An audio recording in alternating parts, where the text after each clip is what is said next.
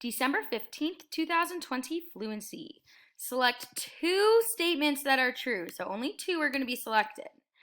All right, so what we're going to do is we're going to take a look at this first one. It says 2 6/10 times 82 hundredths. So if we do 2 6/10 times 82 hundredths, 2.6 times 0.82, you get 2 and 132 thousandths. Now let's take a look over here. If we add these, 24 and 15 tenths plus 39 and 7 tenths, or I'm sorry, 15 hundredths and 7 tenths, you get 63 and 85 hundredths. Is this first one less than this second part of the expression? Yeah, this is smaller than. So this is going to be one of our answers. I am going to have a circle here. All right, so let's get that circle in there. I'll put it green so that we know it is one of our answers.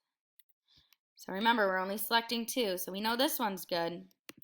All right, let's take a look at this one. 905 and 21 hundredths, 905 and 21 hundredths, minus 815 and 8 tenths. So I got 89 and 41 hundredths.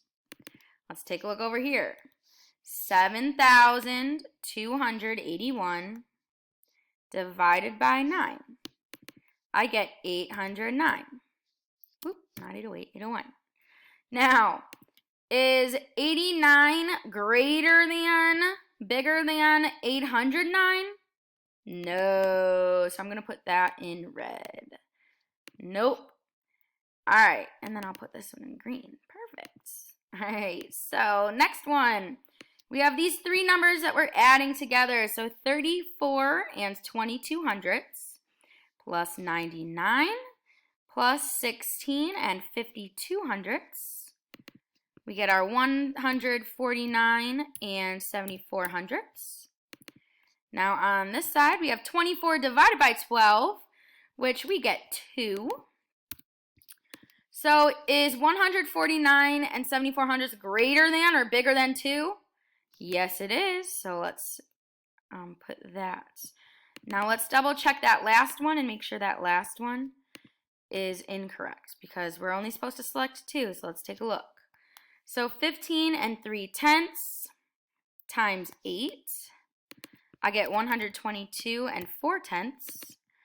And let's see, it says that this equals 123 and 45 hundredths minus 67 and 93 hundredths.